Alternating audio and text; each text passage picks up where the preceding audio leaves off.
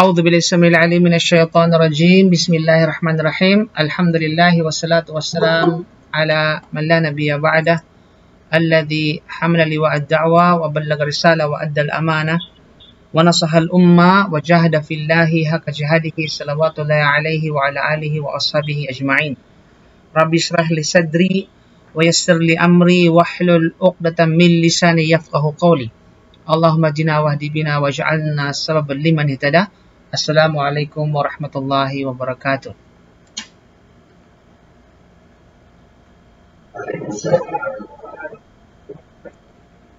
So lahat ng papuri at pasasalamat ay para lamang sa nag-iisang dakilang talaga. Walang iba kundi ang Allah subhanahu wa ta'ala. Tayo ay pumuri, tayo ay dumakila sa Allah sa lahat ng mga biyayang pinagkaloob na sa atin mula noon hanggang ngayon.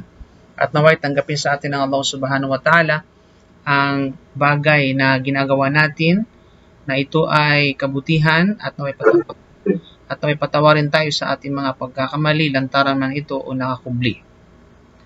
Inshallah subhanahu wa ta'ala mga kapatid sa pananampalatayang Islam, ito po yung panibagong hadith, no? Hadith 41. Inshallah subhanahu wa ta'ala na ating itatalakay. Okay?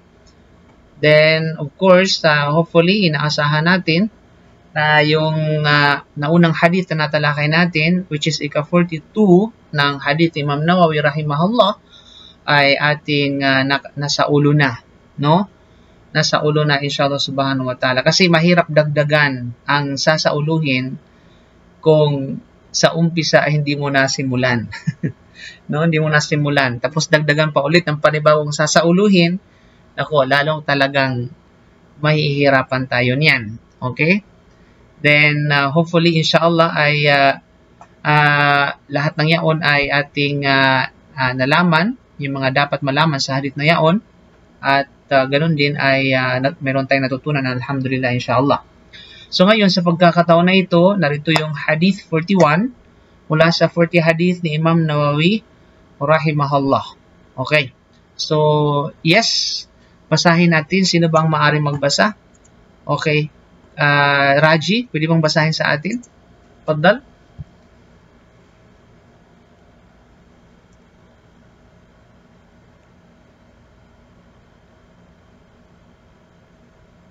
Aywa, Raji.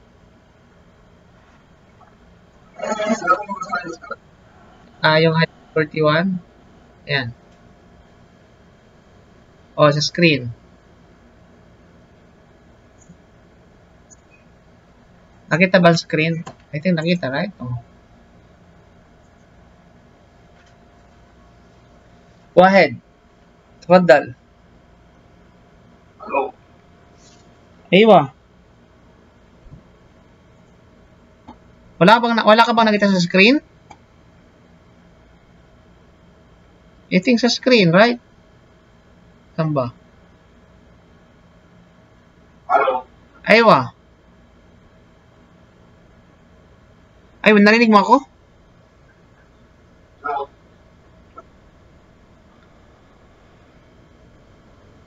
Ay, la. Oh my God.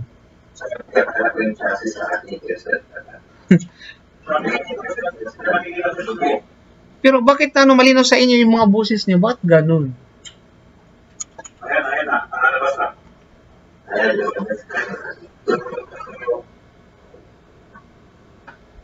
Okay, go ahead.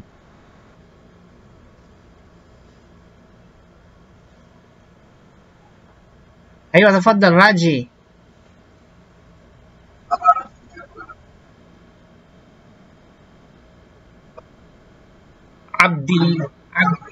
Abdillah.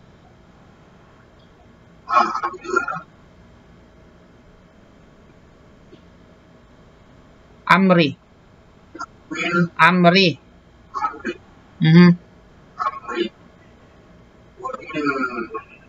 Actually, hindi.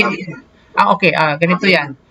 Makikita mo dyan, yung wow dyan sa Amr yan, hindi yan wow na, which is wow na half. Yan ay half na o particle, hindi yan. Kabilang yan sa pangalan na Amr. Kabilang yan sa pangalan na Amr. Kaya ang pagbasa niyan is Abdullah ibn Amr ibn al-As. Okay? Amr ibn al-As. Oh. Naging silent yung waw dyan.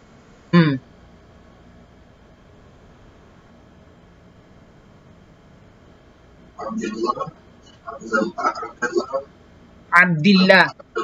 Hindi Abdullah kasi yan, aywa. Abdullah. Abdullah ibn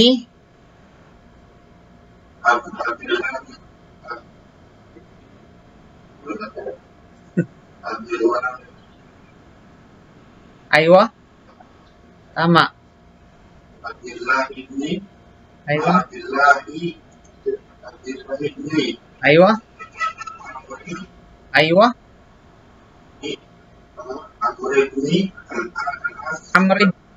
Amr ibn al-As.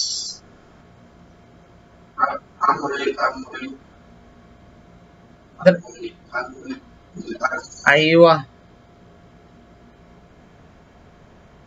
Anhuma. Aywa.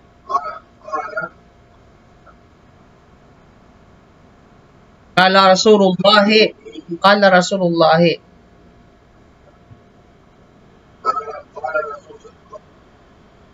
Qala Rasulullah. Aywa. Sallallahu. Aywa. Aywa.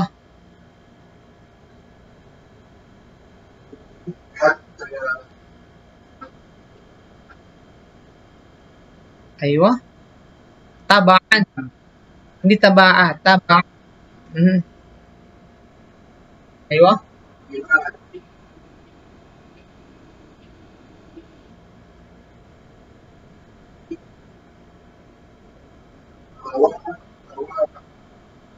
Aywa.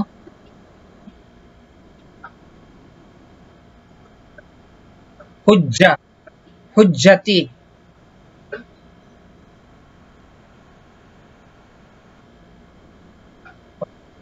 Walang hujjat.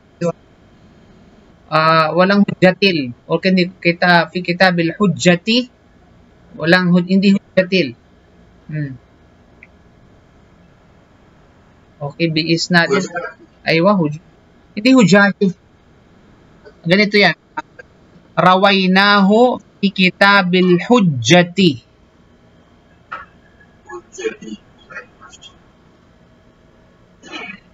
Hasanun sahihun rawainahu fi kitabil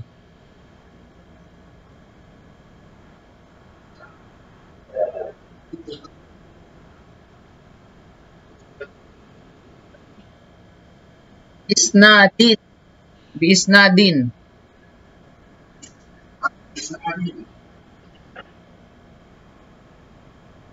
Aywa. Okay. Bago natin tatawagin na susunod, basahin ko lang no para at least meron kayong mapagbabatayan. Ganito yan, bismillah.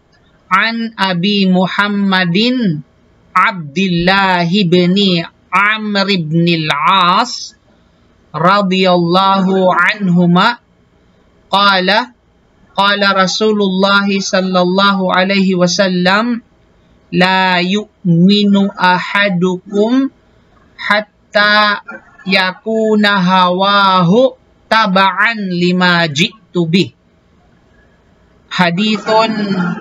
Hadithun hasanun sahih rawainahu kitabil hujjati bi isnadin sahih. Aywa. So ganun yan. So aywa, Sheikh Saharman, faddal.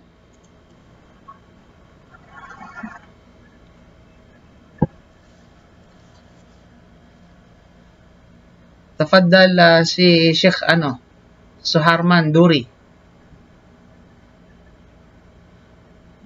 Nakamute po kayo? Wa alaikum barakat. Go ahead. Narinig.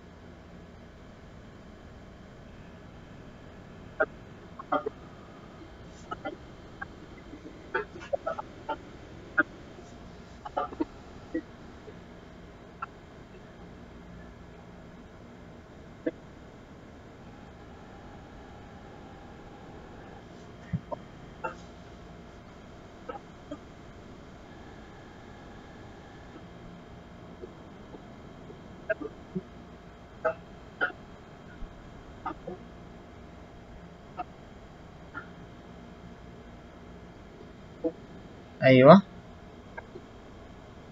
Baliktad. Hadithun hasanun. Aywa.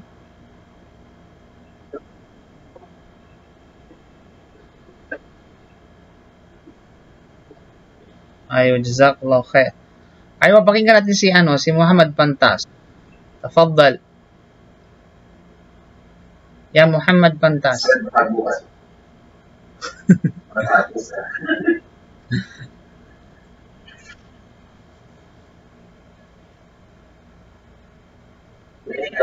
Yes, ang rinig.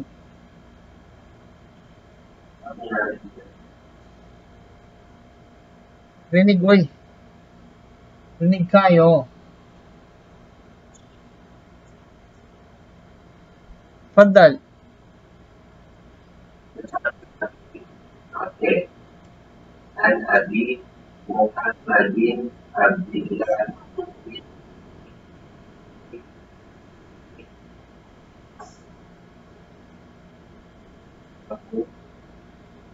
Al-Umar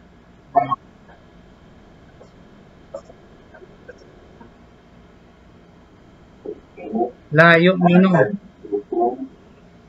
La yu'minu.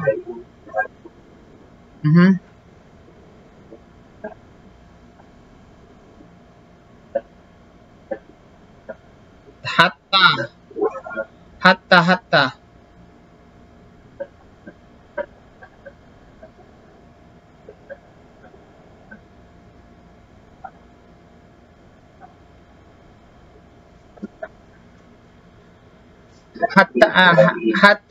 Hatta yakuna hawahu.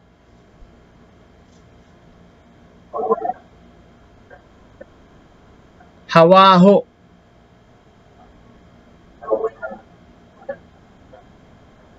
Hindi, anong tabako? Hindi yan tabako. Kala ko tabako. Hawahu. Aywa.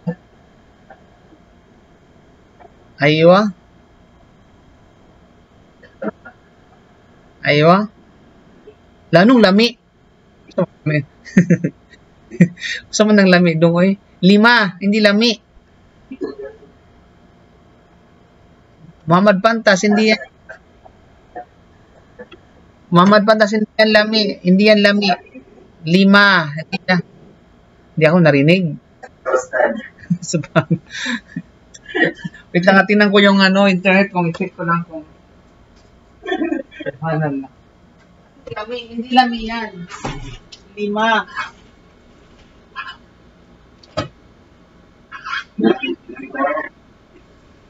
Ayan. Hindi yan lami, ha? Problema pag lami.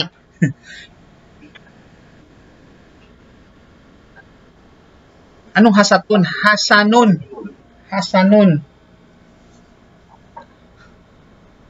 Ayun. Hadithun hasanun. Sahihun.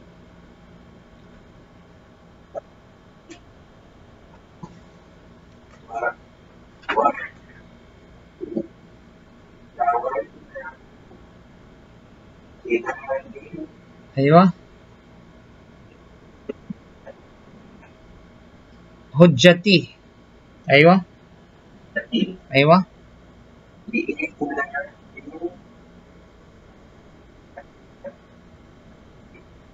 Sahih. Okay, masyaallah, barakallah. Okay, try natin si Yusuf Kasingal.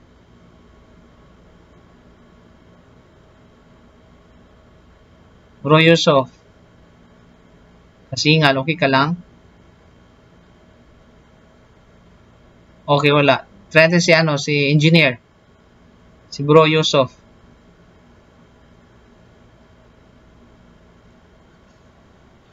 Ay, bago.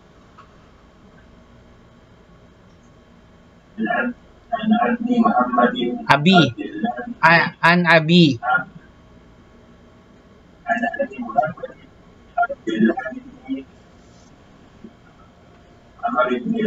Aywa.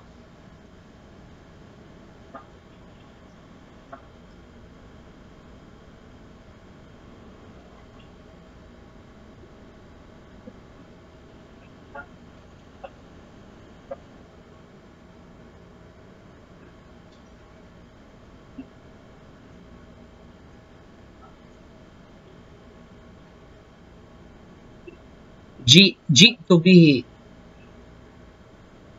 5 ji'tu, jim yan. Jim. Aywa.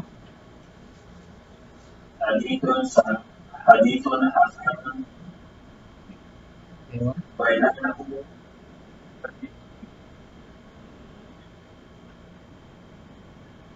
Aywa, tabarakallah, mashallah. Okay, so try natin si ano? Si Noah. Faddal Noah.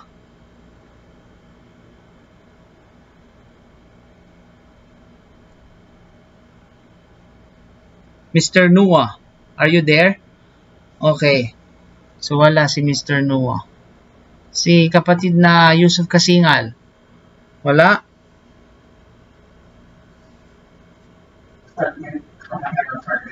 Oh, okay. Sumrakat. Okay, si Noah muna. Aywa, Faddal Noah.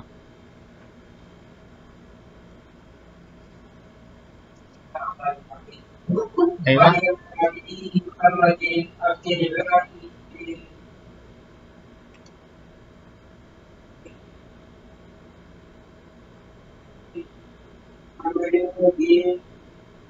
Amr ibn.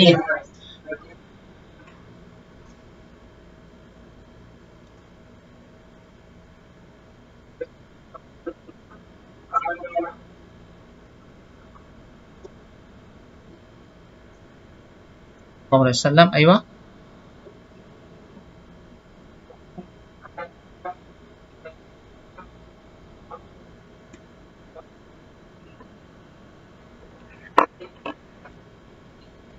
Okay. Sahih.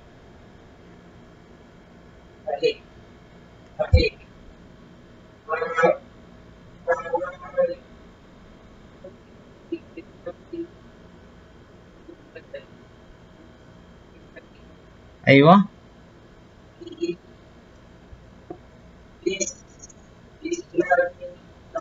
Bisnadin sahih. Mashallah, tabarakallah. Okay, mashallah, tabarakallah, kapatid. Okay. Okay, next. Mashallah, meron dito si brother ano? Tawagin kaya natin si ano? Rascal, okay ka? Oh, pwede ka mag-participate? Kapatid na Rascal Madim.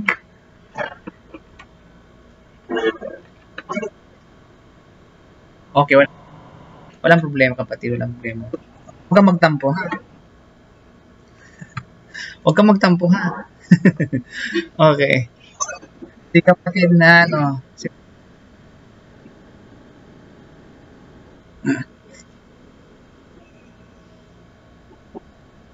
Sige, walang problema po. Kasi every time na ma-discuss naman natin, binibigay ko yan. Kasi namang may gusto yung copy niyan. Okay. So, maraming salamat kapatid. Si Luella, Julian.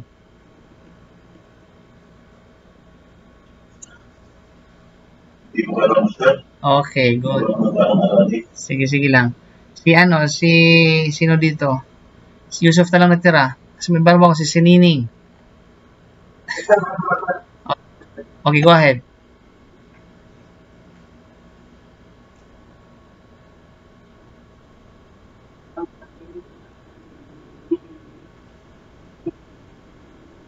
Aywa.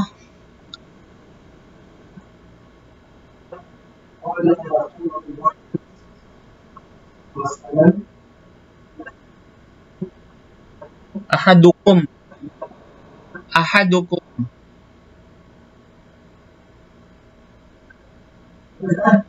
Ahadukum. Ahadukum.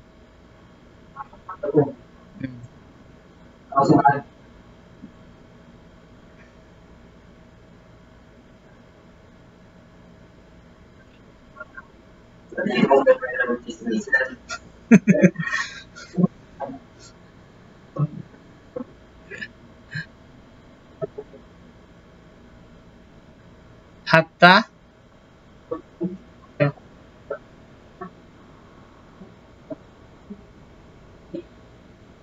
aywa.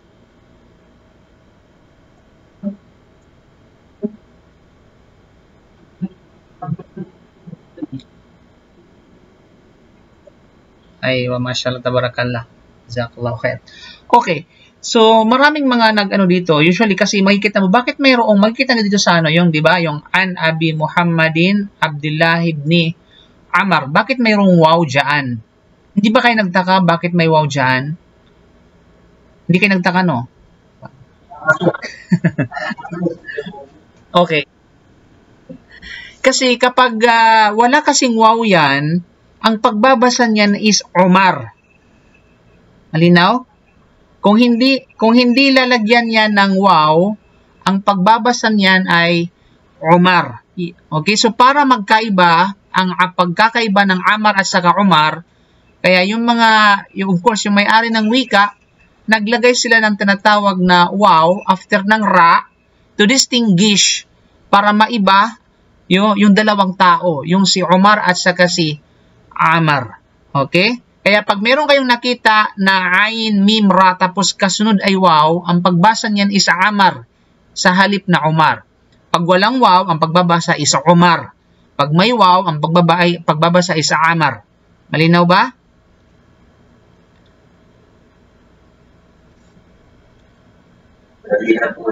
Okay, yun ha. No, kasi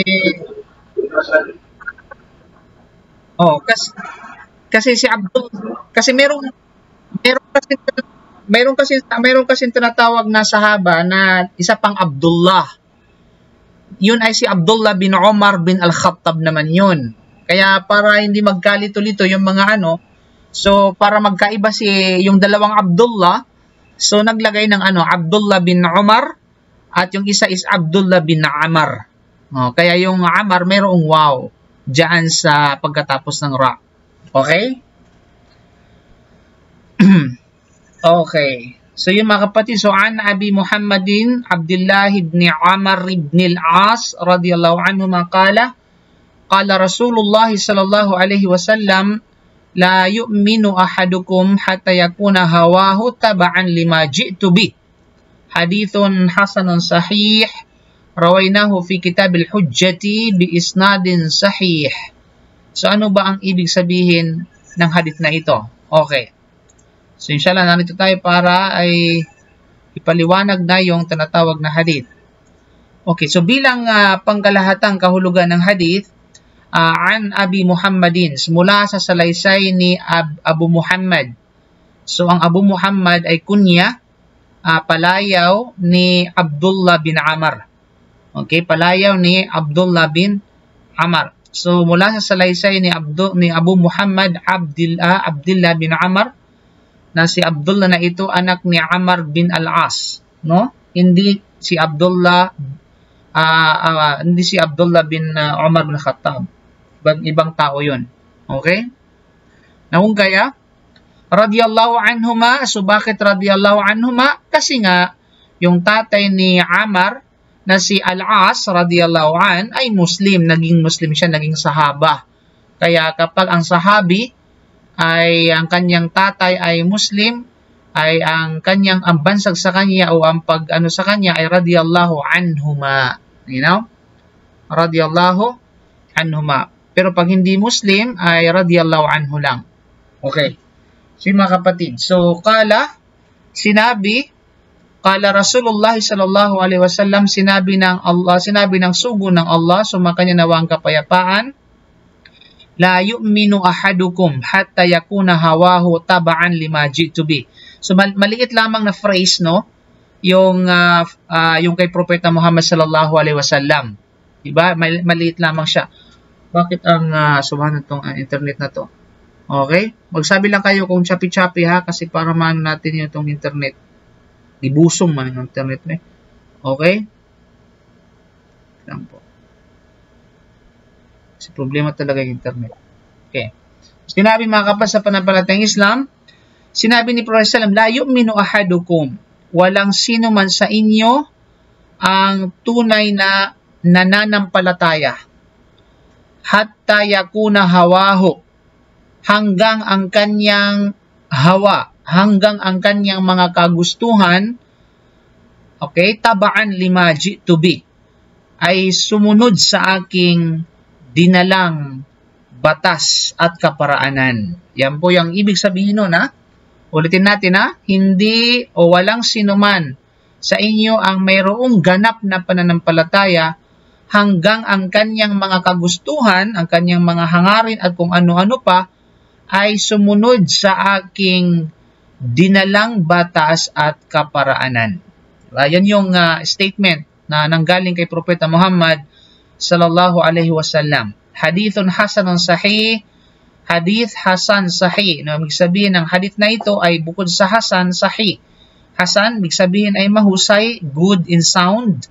Sahih, ibig sabihin ay mapananaligan. Rawaynahu fil kitab, yung nagsabi nito si Imam Nawawi. Kasi ang hadith na ito ay collection ni Imam Nawawi rahimahullah. Kaya sinabi niya bilang pagbigay ng komentary sa hadith na ito, sabi niya, isinalaysay namin ito sa Kitabul Hujjah. Sa Kitabul Hujjah, sa kitab na ang pamagat ay Al-Hujjah, bi-isnadin sahih, na mayroong sahih isnad, na mayroong sahih na hanay ng mga tagapagsalaysay or chain of narrators. Okay? Chain of narration, with authentic chain of narration. So yun po yung yung kabuuan ng kahulugan ng binasa natin. So let's talk about the background of the hadith, mga kapatid sa pananampalatayang Islam. Okay? Ano ba ang background ng hadith na ito, mga kapatid? Sinabi ni Imam Nawawi na ang sanad, ang ibig sabihin ng sanad yung ano ba yung Tagalog ng chain? Kasi minsan ang ibig sabihin ng mahirap isalin kasi yun kapag sinalin minsan kahit i-google mo, ang ibig sabihin ng chain ay kawing or kadina. Diba? Parang kasi yung mga narrator parang kadina yan magkakasunod-sunod kumbaga. Diba? Kaya tinatawag na chain of narrators or narration. So sinabi ni Imam Nawawi rahimahullah na ang sanad o ang chain o hanay ng mga tagapagsalaysay ng hadith na ito ay tunay, true, at mapananaligan, authentic. Sabi niya, ang kanyang claim na ang hadith na ito ay authentic talaga, no? Dahil sa pakatandaan po natin na yung mga scholar ng hadith ay minsan nagadepende yung kanilang hatol doon sa hadith, sa isang specific na hadith. Na depende yan sa kung paano nila nakolekta yun mula sa iba't ibang reference or sabihin natin pinanggagalingan or paano nila itinetrace yun. At bawat narrator or bawat tinatawag na collector ng hadith, may mga pamantayan yan sa kanilang pagkukolekta. Kaya naman, minsan, sa isang hadith, dapat niyong matandaan, minsan, sa isang hadith, sabi ng scholar ng hadith na ito, authentic. Pero sa ibang scholar ng hadith, para sa kanya, yung hadith na yun, hindi authentic. Kasi nga, nagadepende sila, umaayon lamang sila sa kanilang pamantayan ng pagkolekta ng tinatawag na hadith. Kaya minsan, nagiging magkaiba sila ng hatol, ng hukom doon sa authenticity ng hadith. Kagaya ng hadith na ito, para kay Imam Nawawi rahimahullah, yung hadith na ito ay authentic para sa kanya dahil nga sa kanyang tinatawag na chain of narration. So, tinetrace niya yung sabihin natin yung mga chain of narration na pinanggagalingan ng hadith na ito. Kaya nagbigay siya ng hatol na ito ay hadithun hasanun sahih. Subalit, mga kapatid, gayon pa man, maraming iba pang mga scholar ng hadith, kabilang narito si Ibn Rajab, Si Ibn Rajab, isa sa mga scholar ng hadith yan, o Huffadul Hadith, Hafid min al-Huffad. Si Ibn Rajab rahimahullah, ang nagsabi na mayroong maraming depekto sa sanad. Para kay Imam Ibn Rajab, na yung chain of narrators nung hadith na ito, yung ating ika-41 hadith, para sa kanya may mga depekto. Okay, may mga depekto para sa kanya. Siguro, yung mga depekto, ayon sa kanyang pamantayan, kabilang doon sa narrator ng hadith, ay medyo yung su'il hafidh, halimbawa, lack of memory. Parang yung memory ba is mahina. Okay, mahina yung memoryan niya. At pagdating naman doon sa isa ay medyo mudallis. Kumbaga, ang ibig sabihin ng mudallis ay parang na nababansagan siyang sabihin natin na minsan ay nagsisinungaling, minsan ay hindi, minsan ay nagbibiro, ganun ba? Kasi mahigpit sila, ang ibang mga scholar mahigpit talaga. Sobrang higpit nila sa collection ng hadith. papaayo sa pagkolekta ng hadith. So kapag para sa kanila yung tao na ito medyo kida-kida, ay hindi nila tinatanggap yun. Okay? So yun yung mga maaring ikangat, sabihin natin depekto doon sa chain of narrator ng tinatawag na hadith na ito. Kaya sabi ni Ibn Rajab, ay may maraming depekto yung sanad ng hadith na ito. Minsan, itinuturing ng mga scholar na mahina ang isang hadith, no?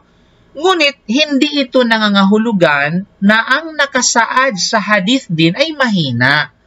So dapat ninyong maintindihan kasi ito po ay ito po ay field ng hadith. Ito po ay kaalaman na may kaugnayan sa hadith, mga kapatid, sa panampalatayang Islam. So minsan, hindi ibig sabihin na hadith daif na, ang isang hadith ay daif na rin sa lahat ng aspeto. Tulad dito, halimbawa yung hadith na ito para kay Ibn Rajab at sa ibang mga scholar, hadith siya na daif at hindi authentic para sa kanya, yung sa punto, ika nga sa issue na may kaugnayan sa chain of narration. Subalit, yung mata ng hadith, yung teksto mismo ng hadith, ay hindi mahina.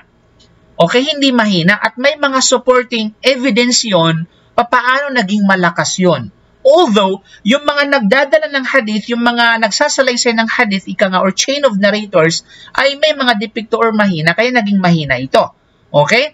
So, subalit, yung teksto mismo ng hadith, yung hadith mismo na statement, kumbaga yung teksto, hindi tinatawag na mahina. Okay, kagaya halimbawa nito. No. Sa kadahilanan, mga kapatid, ang kahulugan ng hadith na ito, yung hadith 41, na ito ay binigyang diin sa Quran. Ito ay sinuportahan ng Quran. Kasi ano ba yung nilalaman ng hadith na ito? Balikan natin yung sinabi ni Propeta Muhammad sallallahu alaihi wasallam. Ang sabi ni Propeta Muhammad sallam, yan, no? Walang sino man sa inyo ang tunay na nananampalataya hanggang ang kanyang mga kagustuhan ay sumunod sa aking dinalang batas at kaparaanan. Choppy ba? La hawla wala quwwata. Subhanallah naman. Ito yung problema, shaitan talaga. Itong mga ano. Okay? Choppy pa rin? Choppy pa rin ba? Yun. Buksan. Hawla wala. Zain ako, hindi mo ba oy? Wait lang ha.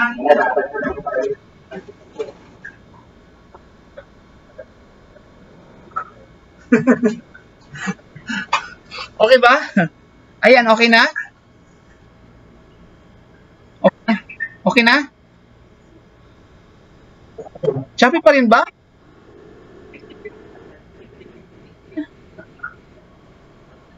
Wala ko. Okay. Ito, choppy pa rin? Hindi na. La hawla wala quwwata illa billah.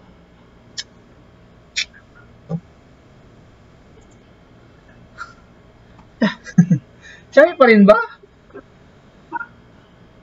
Ito may hawla wala quwwata.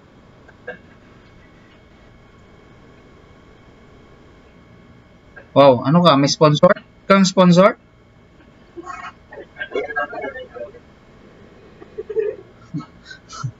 Ikaw ah. Okay. Yan, okay na? Medyo okay na? Hindi nga.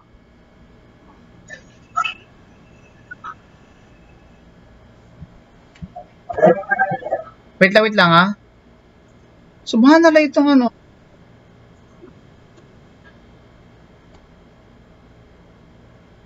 Bakit okay naman yung ano, malakas naman yung signal. Malis, ito talaga yung kalaban ko pag yung ako nagla-live.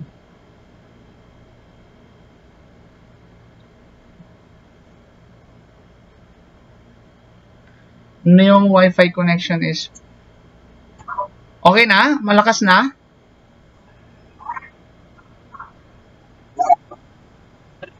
Okay na to. Okay.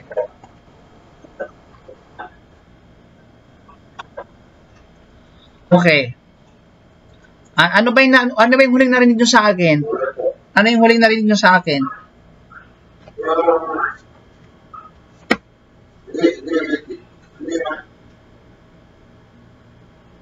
Nakamute po kayo.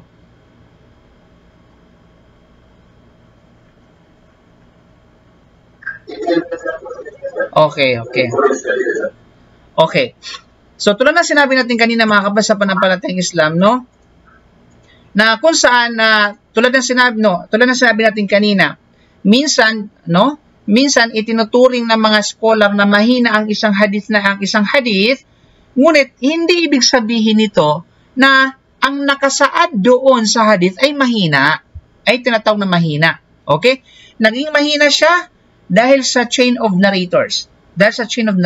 Tulad na halimbawa, yung hatol dito ni Ibn Rajab rahimahullah mahina, siguro nakita niya na ang isa or dalawa or more doon sa mga chain of narration ay may mga depekto. Kaya para sa kanya, yung chain of narration ng hadith na ito ay hindi malakas. Kaya hinatulan niya ito na ito ay mahina. Subalit, makikita natin, yung laman ng hadith na ito ay hindi mahina. Bagkus ito ay sinuportahan ng Quran at sinuportahan pa ng ibang mga authentic hadith. So ano ba yung nilalaman ng hadith na ito? Ito ba? Sabi natin kanina, ito yung hadith ni Prophet Sallam, diba? Sabi ni Prophet Sallam, walang sino man sa inyo ang tunay na nananampalataya hanggang ang kanyang mga kagustuhan ay sumunod sa aking dinalang batas at kaparaanan.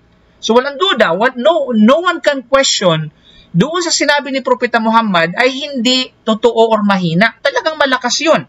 Bagkus, yung statement ni Propeta Muhammad sallallahu alaihi wasallam, sinuportahan mismo yan ng banal na Quran. So bilang suporta mga kapatid sa panampalatayang Islam, ano bang sabi ng Allah bilang suporta sa sinabi ni Propeta Muhammad sallallahu alaihi wasallam? Okay, halimbawa, no, sa surah An-Nisa, sinabi ng Allah, ba'da'udhu billahi minasyaitanir rajim, no? Fala wa rabbika la yu'minuna hatta yuhakkimuka fima shajara bainahum thumma la yajidu fi anfusihim harajan mimma qadaita wa yusallimu taslima.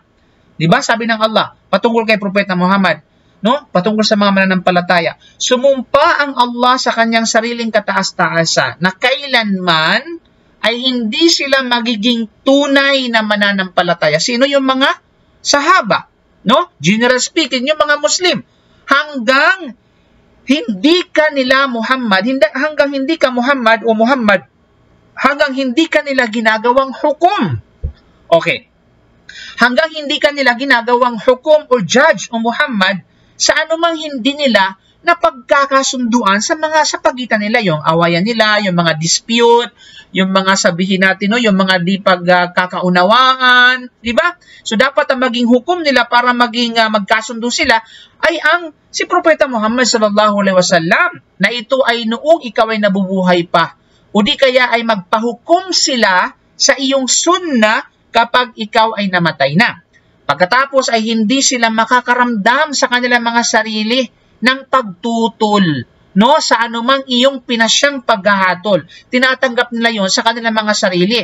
Kung ano man ang hatol ni Propeta Muhammad o sa panahon ngayon, kung ano man ang hatol ng sunna. At sila ay susunod ng ganap na pagsunod. Sino yon? Yung mga sahaba o yung mga Muslim sa panahon ngayon. Sapagkat ang pagsunod sa anumang dinala ni Propeta Muhammad sallallahu alaihi wasallam na Quran at sunna bilang panuntunan at batas sa lahat ng larangan ng pamumuhay ay ang pinakaugat ng paniniwala, pinakaugat ng iman, nakalakip ang kabuoang pagtanggap at kasiyahan. So makikita natin yung punto ng aya na ito, sumusuporta doon sa sinabi ni Propeta Muhammad sallallahu alaihi wasallam na walang sino man sa inyo ang mayroong ganap na pananampalataya hanggang ang kanyang mga kagustuhan, hanggang ang mga kagustuhan raw natin, yung mga sariling pagnanasa natin, ay sumunod sa batas na dala ni Propeta Muhammad sallallahu alaihi wasallam. Di ba? So naintindihan niyo po mga kapatid, na hindi porke sinasabi ng ibang mga mga scholar ng hadith na yung hadith na ito ay daif na rin sa lahat ng punto at aspeto. Okay? So okay, sabihin natin granting na hadith da'if because of the chain, because of the problem or issue among the chain of narrators, but it doesn't mean na yung teksto ng hadith na sinabi ni Propeta Muhammad ay da'if na rin. No? So yun ang punto dito mga kapatid. So nagets niyo ba yung pinagsasabi ko dito at pinapaliwanag? Ha? Nagets niyo? Okay, good naman kung magets niyo. Kaya minsan na minsan tayo na mga nag-aaral ay ayoko niyan kasi hadith da'if. Pero kung okay, da'if, pero kinakailangan lawakan natin yung ating kaalaman. Siguro saan ba siya naging da'if? Okay, ano bang dahilan kung bakit siya naging da'if? Okay? Hindi ba pwedeng gamitin 'yon kasi da'if na sa lahat ng may mga ganong study.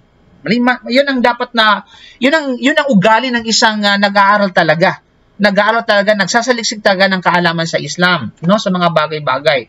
At gayon din, kung ating mapapansin sa Suratul Ahzab, sinabi ng Allah bilang patunay pa rin, sinuportahan ng banal na Quran yung matan, yung buod at saka teksto ng hadith na yon, bagamat sinabi ni Ibn Rajab at ng ibang mga ulama na hadith da'if.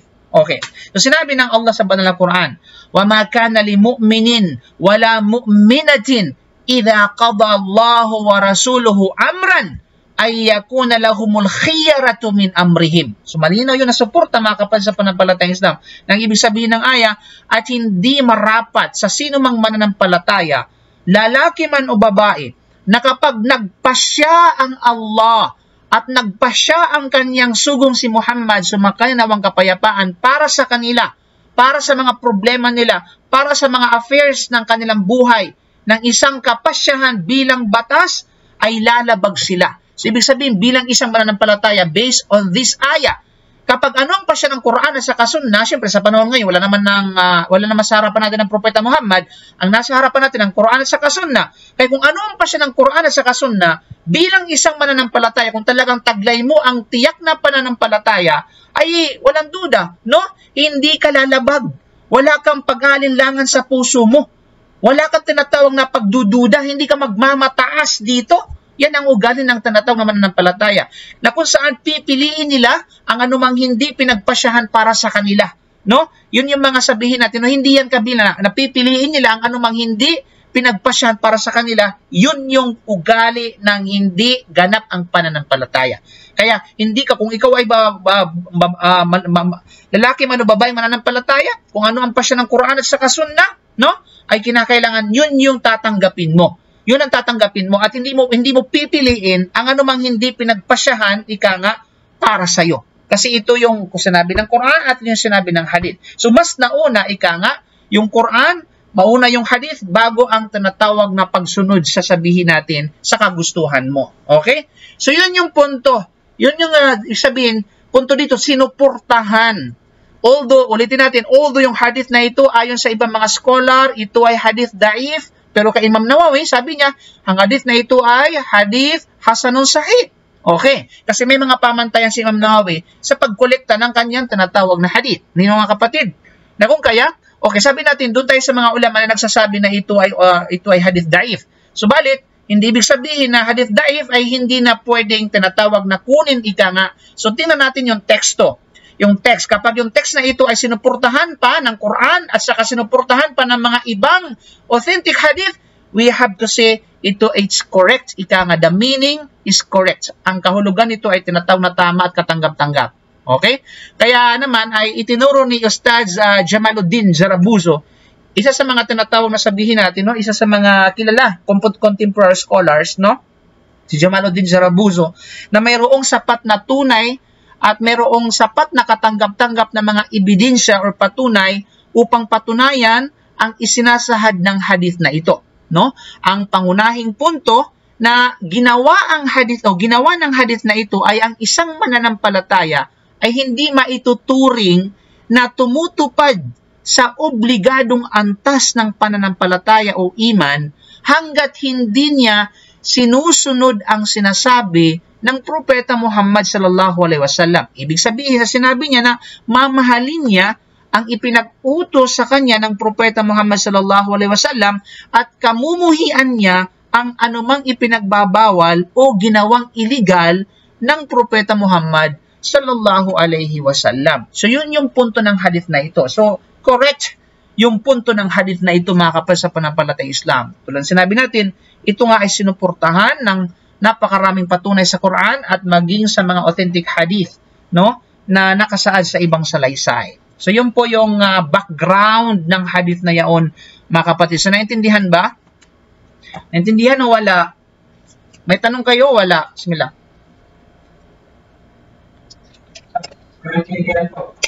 Okay, good.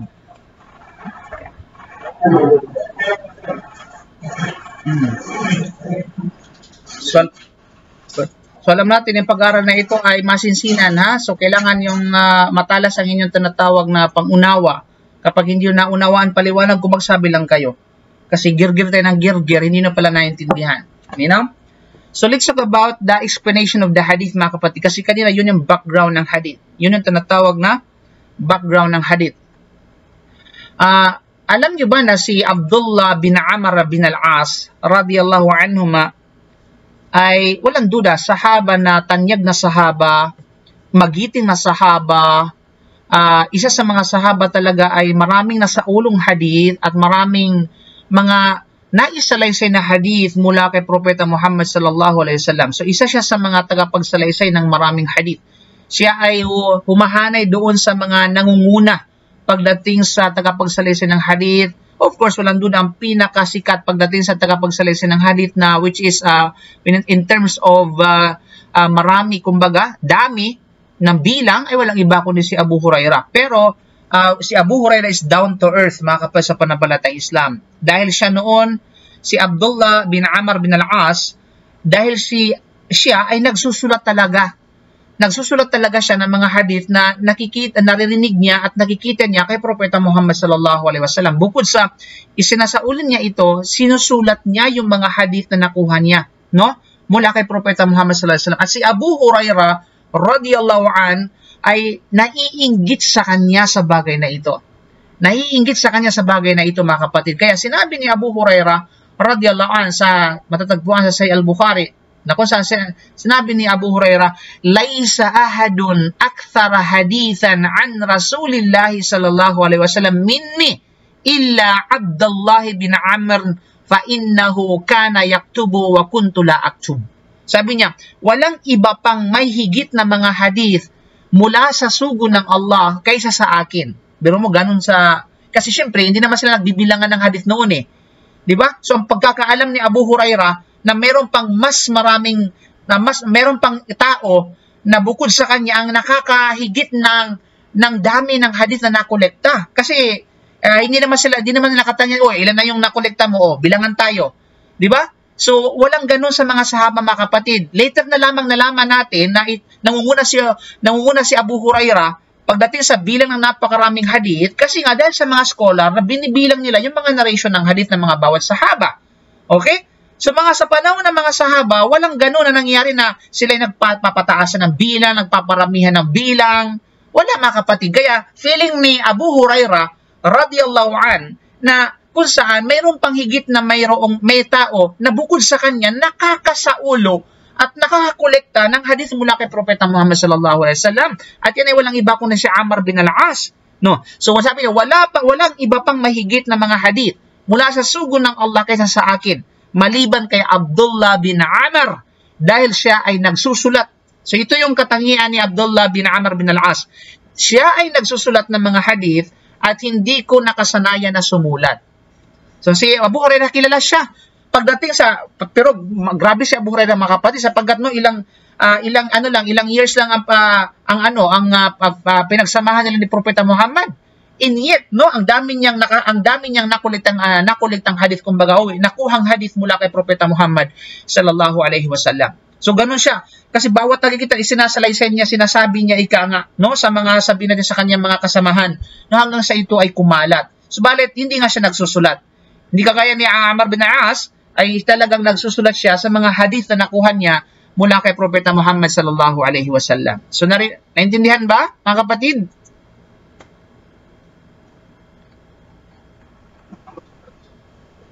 Okay, good. Ang tanong ngayon, sige nga, ang tanong, sinong kinaiingitan ni Abu Hurairah pagdating sa bagay na yan. Okay? So nakita na si Abdullah bin Amr bin Al-As, mashallah tabarakallah. Bakit anong katangian ni Abdullah bin Amr bin Al-As? Bakit kinainggitan ni Abu Hurairah?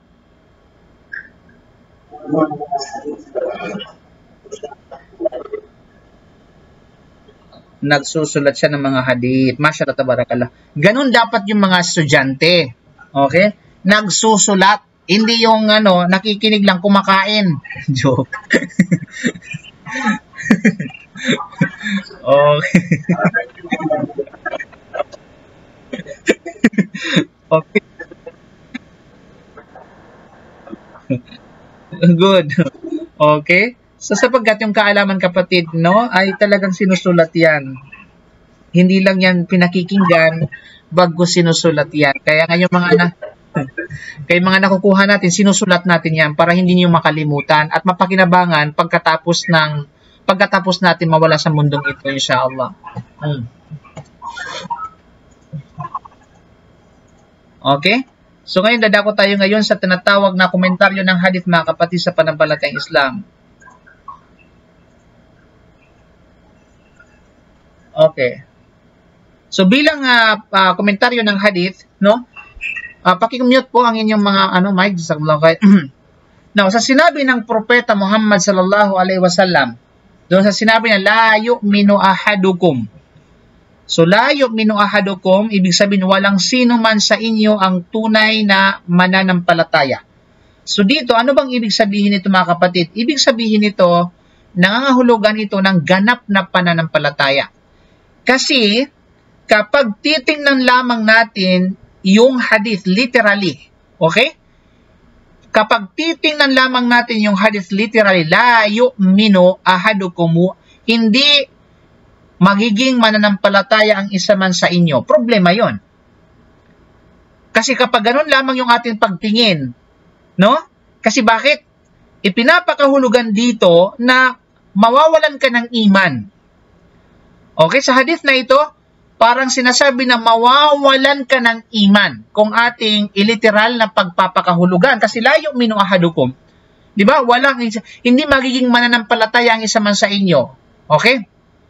Kung susunod ka, ikaw na Muslim, kung ang susundin mo, ay ang kagustuhan mo kaysa doon sa kagustuhan ng Quran at sa Sunnah. So kapag nangyari yan, batay sa physical at sa literal na pagpapakahulugan ng hadith, mawawalan ka ng iman. Na magiging problema yung kapatid. Kasi bakit? Tanungin natin sarili natin. Ilan na ba ang nasuway natin sa Quran at sa Sunnah? Hindi mabilang. Huwag natin isa-isahin. Di ba? Lahat ba ng pagkakataon sa mga kagustuhan natin ay nasunod yung Quran at sa Sunnah? O nasunod yung ating sariling kagustuhan? Di ba? Malinaw ba yun? O di ba kasi kapag di ba ang pinag-usapan natin dito is sa lahat ng tinatawag na aspeto, ikang nasa lahat ng punto, di ba? So hindi lahat, tandaan po natin, bilang tao at tao, lahat sinod sa atin dito ay tao. Walang sino man, tulad sinasabi ko, I dare you, everybody, walang sino man ang kayang isabuhay niya ang Quran at saka Sunnah sa lahat ng pagkakataon. Sa lahat ng pagkakataon, sa lahat ng aspeto ng kanyang buhay. Hindi mo kaya. Hindi natin makakaya yan. Okay? Kaya naman dito, mga kapatid, hindi natin pwedeng ipakahulugan ito na nafyul iman. Nafyul iman at tama. Nafyul iman, ibig sabihin na kharij anil millah.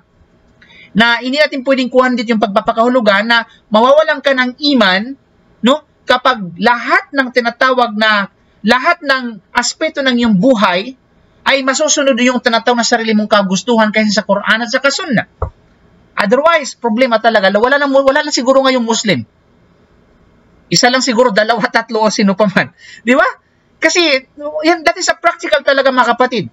Kasi hindi natin kayang isabuhay ang nilalaman ng Quran at sa Sunnah, sa lahat ng aspeto ng ating buhay, sa lahat ng pagkakataon. Di ba? Kaya naman, pinapakahulugan ito ng mga scholar na walang sino man sa inyo ang mayroong ganap na pananampalataya. Ibig sabihin dito, kapag nauna sa iyo ang sarili mong kagustuhan, kaysa sa kagustuhan ng Quran at sa Sunnah, then yung iman mo ay magiging mahina. Yung iman mo ay, ibig sabihin, di-decrease. Ano? Hihina yung iman mo, mababawasan yung iman mo. Hindi nangangahulugan dito ay nafyul kimal. Ibig sabihin ay pagtanggi sa pagiging ganap at kompleto at perfecto ng iman. Sabi na naman?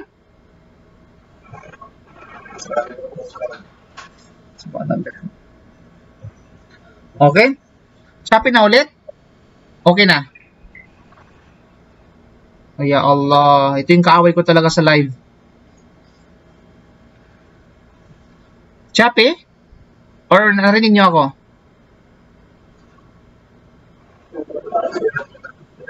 Okay na. When okay na ngayon? Wala kayo naintindihan. Subhanallah talaga ito. Allahu Akbar.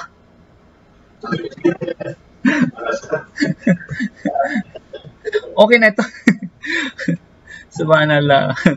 Okay. Okay na?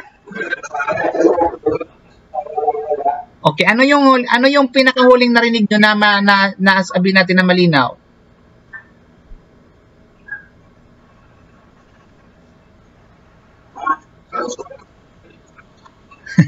O gusto na sarili, okay. Sabi natin kanina, kaya naman, okay, ulitin natin itong napakahalagang punto dito. Okay? Tulad na sinasabi natin kanina, okay? Paki-mute po yung paki-mute para hindi magkalo-halo yung boses natin. Okay? Yan, okay. Di ba? Kaya naman yung sa sinabi ni Propeta Sam, la yu'minu ahadukum, di ba? Hindi natin pwedeng kuhanin bilang kahulugan nito yung phrase na yan doon sa literal na pagpapakahulugan. Kasi nga ang literal na kahulugan nito, hindi magiging mananampalataya ang isa man sa inyo.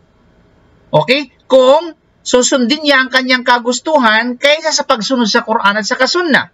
So, hindi natin pwedeng kuhanin yun doon sa pagpapakahulugan na yaon, yung literal. Malinaw? Kasi nga, magkakaroon ng problema. Kasi magiging maaaring walang makapasang Muslim.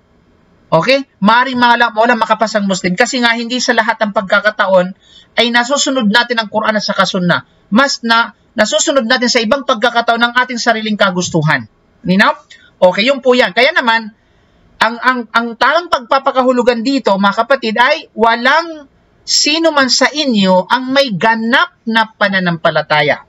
Walang sino man sa inyo ang mayroong kompleto at perpektong pananampalataya. Yun. Hanggat mauna ang pagsunod natin sa Quran at sa Sunnah kaysa sa pagsunod natin sa ating kagustuhan. Okay? Kaya yung sinasabi natin dito, nangangahulugan sa statement na ito ay ganap na pananampalataya. Ibig sabihin dito na hindi magiging ganap ang pananampalataya mo, no? Kapag hindi mo ginawa ito. Parang sa hadith ba na la yu'minu ahadukum hatta yuhibba li akhihi ma yuhibbu li nafsihi. Hindi magiging ganap ang pananampalataya ng isa man sa inyo hanggat mamahalin niya ang kanyang kapatid sa pananampalataya na kagaya ng pagmamahal niya sa kanyang sarili. Ang daming mga Muslim ngayon na kinamumuhay ng kanyang kapatid. Diba? So, kapag kinuha natin ang literal na pagpapakahulugan problema, walang Muslim na makakapasa. Walang sigurong Muslim na makakapasa, ika nga, lahat mawawala ng iman. So, hindi ganon. Kaya ang tinutukoy dito, yung kaganapan ng pananampalataya. No? Pagiging perpektong pananampalataya. Kaya kung gusto natin maperpekto at maging ganap yung ating pananampalataya, ito yung gawin natin. Mas mauna ang pagsunod natin sa Quran at sa Sunnah kaysa sa pagsunod sa ating sariling kagustuhan. So, naintindihan nyo ba? Nagets nyo?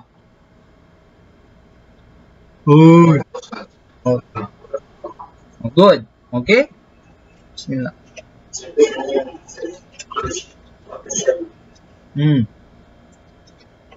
Now, another statement, Prophet Sallam, hatta yakuna hawa. So, la yu'minu ahadukum hatta yakuna hawa. Nang ibig sabihin dito, mga kapatid, no? Hanggang ang kanya mga kagustuhan, yung hawa.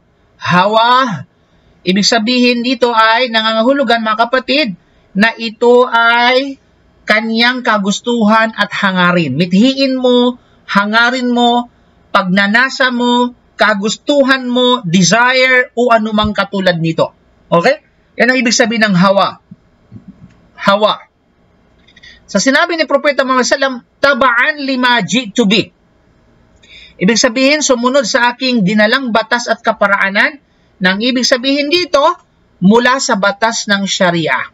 So sa madaling salita, ano ba yung dumating kay Propeta Muhammad? Ano bang daladala ni Propeta Muhammad? Hindi bagat batas, yun yung Sharia. Kabuuan ito yun ang tinatawag na Sharia. Ang Sharia at Quran at saka Sunnah, yan ang tinatawag na Sharia. You know? So nangangahulugan dito mga kapatid, so para maging ganap at kompleto ang ating pananampalataya, kinakailangan sa lahat ng ating tinatawag na mga desisyon sa buhay at mga kagustuhan, dapat naaayon sa batas ng Sharia. Naaayon, tumutugma sa batas ng Sharia kung gusto talaga natin maging ganap ang ating pananampalataya. Magiging perpekto ang ating pananampalataya. Otherwise, saan ka pupulutin? Sa kangkungan, syempre, doon sa tinatawag na sabihin natin, doon sa kakulangan ng iyong pananampalataya. Diba? So yun yun. At yan, marami mga Muslim sa panahon ngayon, sa totoo lang, mas naisin pa nilang sumunod sa kanilang mga kagustuhan kaysa sa pagsunod sa Quran at sa Sunnah ni Propeta Muhammad sallallahu alaihi wasallam. Especially, alam mo, kababaihan, ang daming hindi naghijab. O, ang nakasakad sa Sharia na maghijab yung babae, pero ang babae hindi naghijab. Diba? Maraming issue sa lipunan sa pagitan ng mga Muslim community, mga kapatid, kung ating sisiyasatin, kung bakit isa-isahin, subhanallah, abutin tayo ng bukas. Okay? Now, sa sinabi na hadithun hasanun sahih, rawainahu fi kitabil hujjati bi isnadin sahih, na mabuti at mapananaligang hadith ayon kay Imam Nawawi rahimahullah. No, ito yung claim ni Imam Nawawi rahimahullah ng hadith na ito ay hasanun sahih. Hasanun, mahusay, sound, kumbaga, in sahih, ibig sabihin ay authentic, no? So, sabi pa ni Imam Nawawi rahimahullah, isinalaysay namin ito sa Kitab al-Hujjah na may sahih na hanay ng tagapagsalaysay o chain of narration. Kaya si Ibn Rajab rahimahullah, ito yung sinabi mga kapatid, no? Kaya tulad sa natin si Ibn Rajab rahimahullah ay kumontra dito, no? Kumontra sa statement ni Imam Nawawi na ito ay hadith sahih, no? Kaya si Ibn Rajab rahimahullah ay kanyang sinundan ito ng pagwawasto mula sa may akda. Sino may akda ng 40 hadith? Imam Nawawi rahimahullah, mga kapatid sa pananampalatayang Islam. So sinundan niya ito ng pagwawasto, ng checking, kumbaga, ng correction, no, mula sa may akda, at sinabi niya ng hadith na ito ay hindi sahih. Sabi niya, kasi commentator man si Ibn Rajab ng mga hadith. So sabi niya, okay, ang hadith na ito para sa akin hindi tinatawag na sahih. Okay? So sa mga katuwid, mas mabuting sundin ang paliwanag ni Ibn Rajab rahimahullah at ihatid ang kanyang komentaryo sa mga hadith, dahil si Ibn Rajab rahimahullah, no, ay isang hafiz, isang known scholar ng hadith mula sa mga huffaz ng hadith, mula sa mga scholar ng hadith. Kaya at siya, si Ibn Rajab rahimahullah, ay kapag, tandaan ninyo, si Ibn Rajab ay kapag kanyang binigyan ng komentaryo o binigyan niya ng justification o pangangatwiran ang mga hadith na binanggit ni Imam Nawawi rahimahullah, no, ay kanyang pinapaliwanag, no, sa kanyang komentaryo ang punto ng dahilan kung bakit hindi sahih ang hadith, halimbawa, para sa kanya. So binibigyan na yun, bakit ito yung naging authentic? Because of that, because of this. So tunghayan at balikan lamang natin ang kanyang kitab. You know? At hindi natin saklaw sa subject na ito, mga kapatid. Ngunit, walang duda. Shopee na naman ako. La hawla wala quwwata illa billah. Shopee na naman. Okay. Okay na? Hello, mic test. Shopee again? Shopee hindi. Okay. Tutulad sinabi natin kanina. Okay na to. Malinaw na.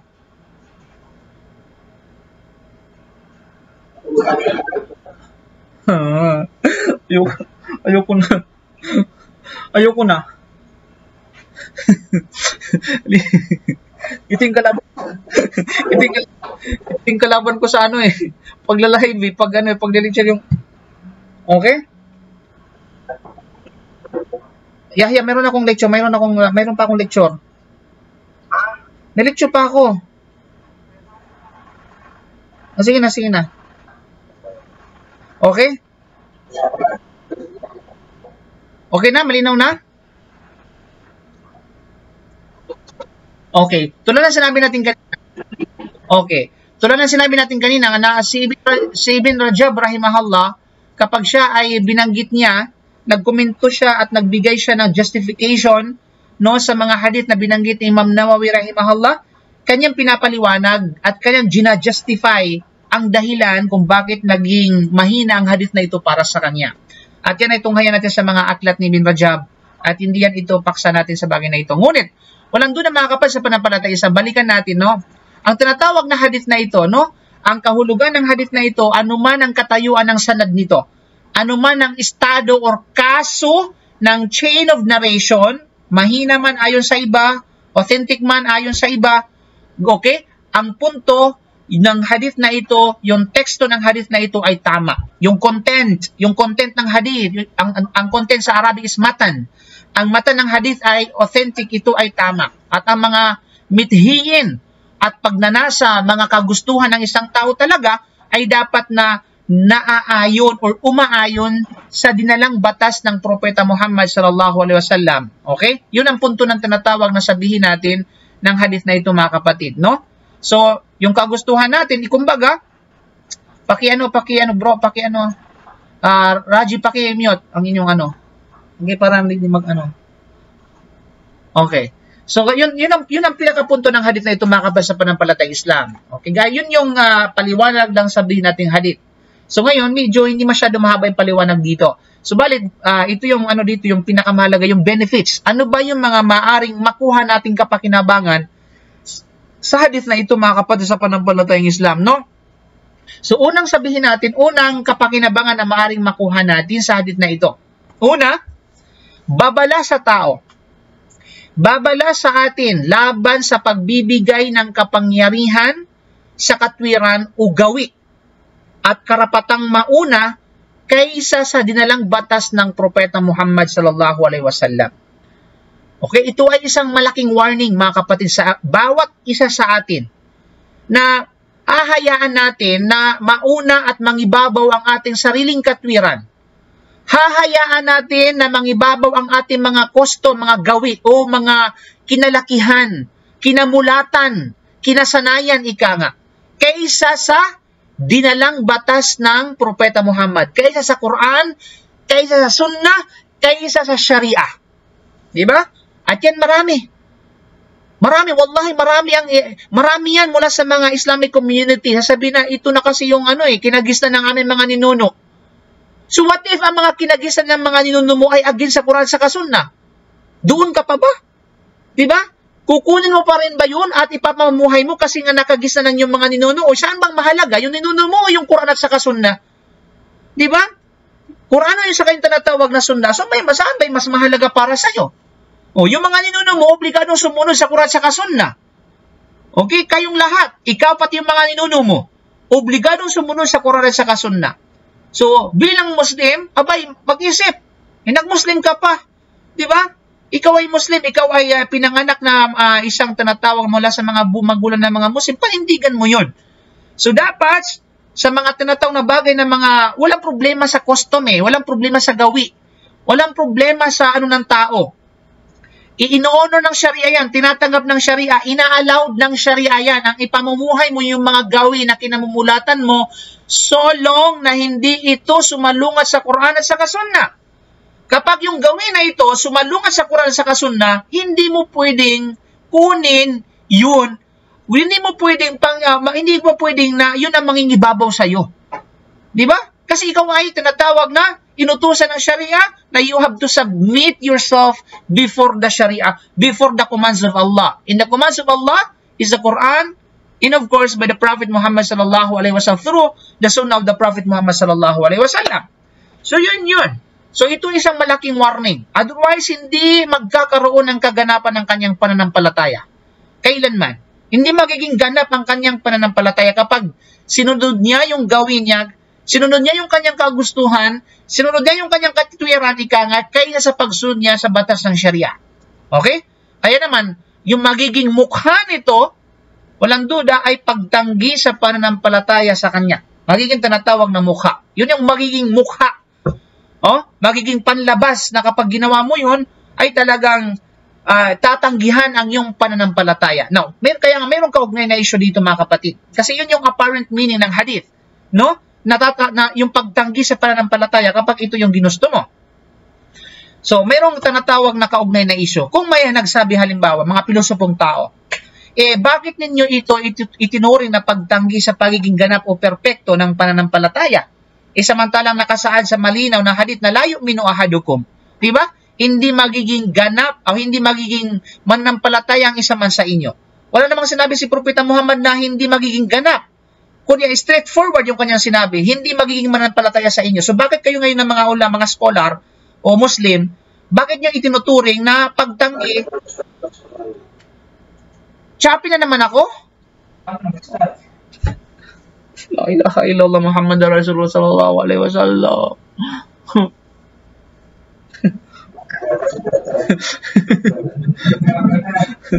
Okay na naman? Ya Allah. Allah mo fake na. Okay na, okay. So, yun yung mga kapatid, no? So, halimbawa, pag may mga nagsabi, pilosopong tao, bakit ninyo itinuturing na pagtanggi sa pagiging ganap o perpekto ang pananampalataya? Yung tinutukoy nyo, samantalang straightforward yung sinabi ni Propeta Muhammad na walang pananampalataya o hindi magiging mananampalataya ang isa man sa inyo kapag ito yung ginawa ninyo. So, bakit ngayon dinala natin yung kahulugan sa pagiging pagtanggi sa pagiging perpekto o ganap? So, ito yung sinagot ni Sheikh Uthaymin rahimahullah mga kapatid. So, sinabi ni Sheikh Uthaymin, ang sagot ay, sabi niya, itinuturing natin ito na ganun. Ano yun? Yung pagtanggi sa pagiging ganap o perpekto ng pananampalataya. No? Sa ano yung mga kapatid? Ganun. Bakit? Dahil sa hindi makatotohanan kasi, hindi makatotohanan at hindi ka panipaniwala na sa bawat isyo at usapin ay tatanggihan ang pinagmula ng pananampalatayang asal ng iman sa gumawa nito. Di ba? Dahil ang mga pagnanasa at kagustuhan ng isang tao, la ilaha illallah, choppy na naman. La ilaha illallah Muhammad Rasulullah. Okay? Choppy na naman ako? Okay? Malinaw? Ako'y naiirita sa sa signal. Okay. Kasi nga, di ba? Alam mo, nasa kasagsagan na tayo ng tapos di ba sabi natin ganyan, di ba? Dahil, hindi ka panipaniwala talaga na, alam mo, bawat issue, halimbawa, bawat gawain ng isang tao na may kaugnayan ika nga sa pagsuway na sa Sharia at pagsunod niya sa kanyang kagustuhan, ay kukuhanin natin sa kanya yung pinagmula ng iman. Kukuhanin natin sa kanya yung iman, tatanggalin natin at para hindi magiging mananampalataya. Ay problema. Dahil ang mga pagnanasa nga, ayon kay Sheikh Uthaymin, at kagustuhan ng isang tao ay maaaring naaayon sa kung ano ang dalang batas ng Propeta Muhammad sallallahu alaihi wasallam, sa karamihan ng mga isyong pangrelihiyon, of course, at sa ilang mga isyu naman, ang kanyang mga pagnanasa at kagustuhan ay maaaring hindi umayon dito. Di ba? Kaya ito na sabi ko kanina, walang isa man sa atin na pwedeng mag-claim na kaya niyang ipamuhay ang batas ng Sharia sa lahat ng aspeto ng kanyang buhay sa lahat ng pagkakataon. Wala. Okay? May panahon talagang masusuway mo ang Sharia. May panahon kasi tao ka eh. Di ba? Kaya sa bawat pagsuway mo, hindi ka magkakaroon ng pananampalataya, ay problema yun. Problema yun. Sabi natin na exaggeration yun. Dahil hindi nakapanipaniwala yaon. Di ba? Subalit, may mga, kapag halimbawa sa usapin ng pangrelihiyon, di ba? Ay sumusuway tayo sa tanato ng Sharia, then sa ganon ay sa pagkakataon na yaon, sa bagay na yaon ay hindi perfecto ang iyong pananampalataya. Babawi ka na lang next time. Sumunod ka na lang next time para sa ganon maging perfecto. Ganon yan mga kapatid, no? Kaya naman, sabi niya hindi ka panipaniwala kapag tatanggalin natin yung iman sa kanya sa lahat ng isyu. Kaya't naman ito ay ituturing bilang pagtanggi sa pagiging ganap o perfecto ng tinatawag na iman. At ito nga ay sinabi na ang mga pagnanasa at kagustuhan at kagustuhan ng isang tao ay hindi naaayon sa kung ano ang dumating at dalang batas ng Propeta Muhammad sallallahu alaihi wasallam sa lahat ng usaping relihiyon, talking about no exemption.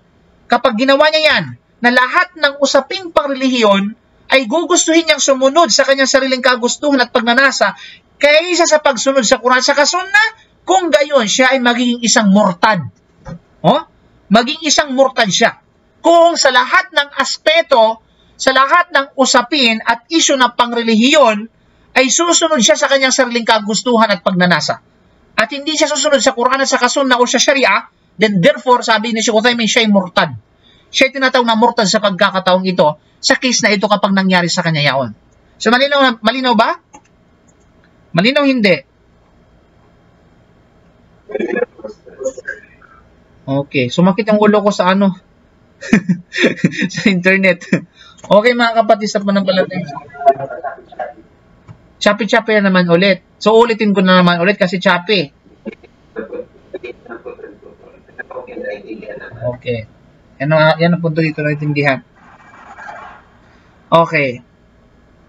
So next, of course, sa pangalawang aral, next na maaring makuha natin sa hadith na ito. Pangalawa, kinakailangan mga tuwiran muna ang isang tao. Ibig sabihin, kinakailangan sa isang Muslim maglaan ng mga patunay bago humatol, bago manghusga, bago mag-judge. Ito, maraming bagsak dito mga kapatid sa pananampalatayang Islam. Alam mo lang, habang sinusulat ko ito at habang sinasaling ko ito, subhanallah, sabi ko patay, ang mga Muslim ito bagsak sa panahon ngayon. Okay? Bagsak, pakimute po ang inyong okay? Bagsak sa panahon ngayon. Kasi bakit? Ang daming mga Muslim ngayon, nauna ang panghuhusga kaysa tinatawag na paglaan ng patunay. Diba? Tama ako, Muhammad Pantas? Tama hindi?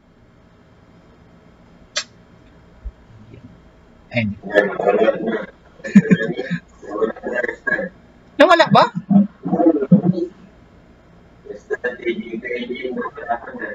La hawla wa quwwata illa billah. Okay na? Okay na?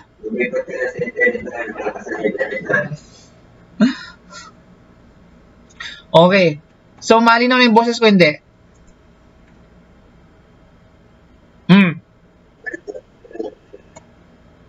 Okay na. Okay. Sinasabi natin kanina, di ba? So, pangalawa, di ba? So, kinakailangan mga tuwiran muna ang isang tao. Ibig sabihin, maglaan ng mga patunay bago humatol, bago manghusga, bago mag-judge. So, marami po ang bagsak nito mula sa mga kapatid natin. Kasi karamihan ngayon, lalo pa social media, agay, nako dong, no? Para paura-uradang panguhusga. Paura-uradang halal yan, haram ito, bawal yan, bawal ito yung dapat, ito yung gano'n. Samantala, walang proof. Walang tinatawag na sabihin nating pruweba. Wallahi, ito yung napakaraming bumabagsak mula sa mga kapatid natin dito, mga kapatid. Kasi bakit? Nauna na sa kanila ang panghahatol at panghuhusga, saka pa maglaan ng mga patunay. Nagkamali na siya. Wala na. Mahirap na bawiin yung sinasabi niya minsan. Di ba? So, nararapat sa isang Muslim na mga tuwiran muna, ibig sabihin maglaan ng mga patunay, maglikom ng mga pruweba bago siya manghuhusga, at yan ang attitude ng isang matino at matalinong Muslim. Okay? Yan ang attitude ng isang mayroong pag-iisip na Muslim. No? Na bago siya manghatol ng manhusga sa mga bagay-bagay o anumang isyo, no? Kinakailangan meron siyang patunay, mga kapatid. Meron siyang tinatawag na pruweba. Okay? Hindi yung husga dito, husga doon, wala namang patunay. Saka pa maghanap ng patunay, tapos na yung panghuhusga. Hindi yan attitude. Kahunghangan. Yan po yung mga attitude ng mga hunghang. Yan po yung mga tinatawag na sabihin natin, no? Yun yung ugali ng mga hunghang. Subhanallah, sorry for that word, pero yan ang totoo. Okay? So, hindi yung tinatawag na humatol muna bago maglaan ng batayan. Hindi ganun. Okay? So, ibig sabihin, kaya nga nakalagay sa hadith mauuna dapat yung Sharia bago yung kagustuhan mo. At pag nanghatol ka na walang batayan, yun ay sa kagustuhan mo, pagsunod sa kagustuhan yan. Pagsunod yan sa tinatawag na sariling pagmithiin, pagnanais at pagnanasa. Okay? Hindi sa batas ng Sharia. Kasi ang batas ng Sharia, proof muna bago judgment. Yan ang Sharia. Okay? So, hindi yung humatol muna bago maglaan ng batayan. So, ibig sabihin, kung gusto mong magbigay ng hatol sa mga usapin na may kinalaman sa paniniwala, may kinalaman sa belief, may kinalaman sa akida, o ano pa man, may kinalaman sa gawaing panloob, o sa gawaing panlibas, yung jawareh, may kinalaman sa gawaing panlabas, kinakailangan na maglaan muna ng mga batayan. Meron kang preserved na batayan. At pagkatapos ay manghusga ka. Okay? Saka ka manghusga. Kasi kagagawain ng kamangmangan, manghusga bago bago maglaan ng tinatawag na batayan. Iba nga, husga lang ng husga eh. Walang batayan eh. Okay? Mas masahol yun. Husga ng husga, wala pang pakialam sa batayan. Wala siyang panahon para maghanap ng mga batayan. Basta para sa kanya, ito na, anong mang naisip niya, ano man yung kanyang emotion, yun na yun. Wallahi, yan ay tinatawag na ugali ng kamangmangan, mga kapal sa panampalatayang Islam. Okay? Yan ay ugali ng kamangmangan. Ugali talaga ng kamangmangan yan. Kaya kung gusto mong kabilang ka sa mangmang, yan talaga yung magagawa mo. Pero, as a Muslim, kinakailangan maging matalino tayo, maging wise. At ang isang wise na Muslim ay batayan muna bago ang panghuhusga. Okay? Subalit kung ikaw ay manghusga muna at saka pa lamang maglaan ng patunay, ito ay nangangahulugan, mga kapatid, no? Nangangahulugan na ginawa mo ang dapat na masunod. No? Ginawa mo ang dapat na masunod yung Sharia bilang tagasunod. Biro mo, parang gusto mong sumunod yung Sharia doon sa tinatawag na kagustuhan mo. Okay? At hindi yung kagustuhan mo yung susunod sa Sharia. Baliktad. At ginawa mo ang iyong kaisipan bilang puno, bilang asal, bilang origin na dapat sundin, at ang sangay, yung branch nito ay ang aklat sa sakanta na tawag na sunnah. Na para bang alam mo, para yung attitude mo na yan, parang yung Quran at saka yung sunnah, kinakailangan sumunod sa kagustuhan mo. Ano ka, Mu'tazila? Mga Mu'tazila yan. Okay? Mga Asyair ang gumagawa niyan. O Qadariya, Jabariya, yan. Mga sikta, yung mga tinatawag na mga sikta na mga ligaw, mga Asyaira. Kaya pinipili lamang yung mga sabihin natin, yung mga nusus, yung mga teksto ng katibayan sa Quran sa Sunnah, umaayon sa kanilang kaisipan, yun yung kanilang sinusunod. Okay? Subalit yung mga katibayan na hindi umaayon sa kanilang tinatawag na kaisipan, hindi natin na tinatanggap yun.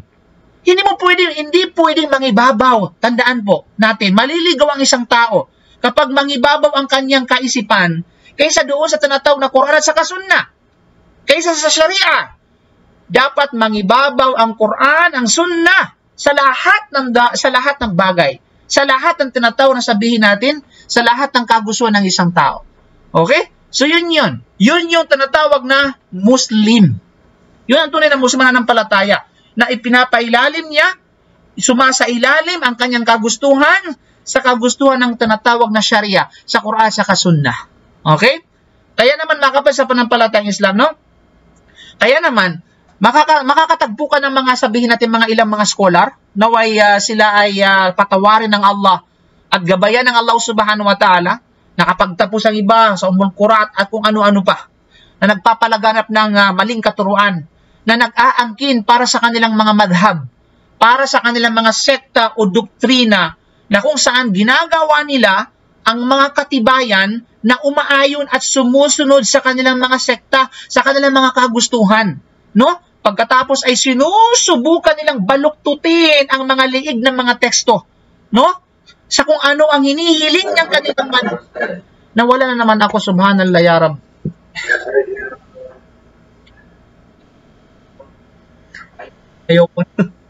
Ayoko na. Oh. Wala na ba? Okay. Nawala na ba ako? Okay na, ano? Andito ba ako? Andito pa? Narinig niyo ba ako? So,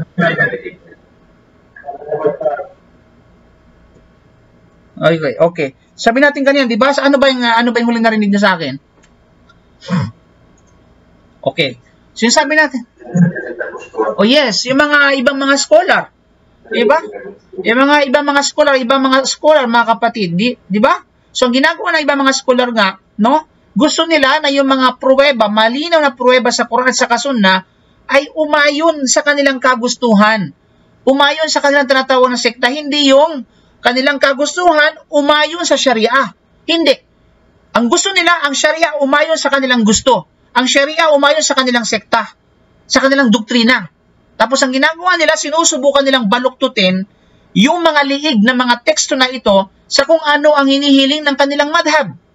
Sa kung ano ang hinihiling ng kanilang tinatawag na sabihin natin, ng kanilang doktrina, sa paraan na kasuklam-suklam na napakalayo sa katotohanan. So ito yung mga gawain ng mga Asyaira, Mu'tazila, mga Qadariyya at iba pa. No, tinitwist nila yung tinatawag na mga proof.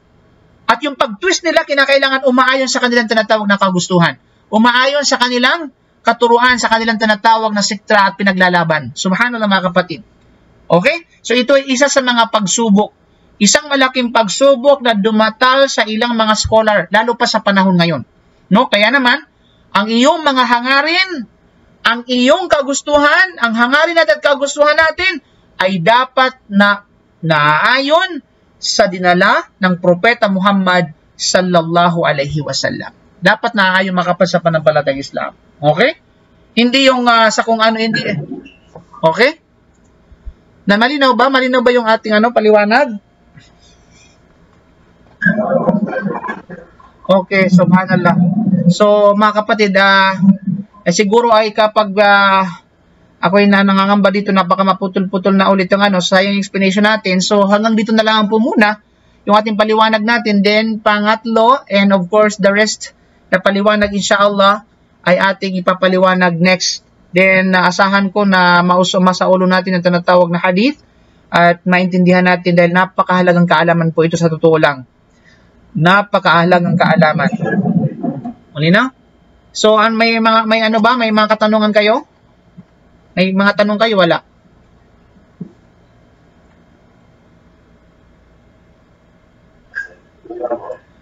Okay. So, yun mga kapatid, no? So, yun nga, pag nagano na tayo, at least alam natin yung mga katwiran natin. No? Alam natin paano tayo mga twiran. So, ang mahalaga, no? Ano man yung ating tinatawag na, ay kailangan tayo ay sa ilalim sa kung ano man yung Quran at sa Sunnah. Magpailalim tayo sa kagustuhan ng Sharia. Okay? So, mga kapatid, so I think dito na lang mga kapatid dahil kasi meron akong lakad po after this. So, maraming salamat po.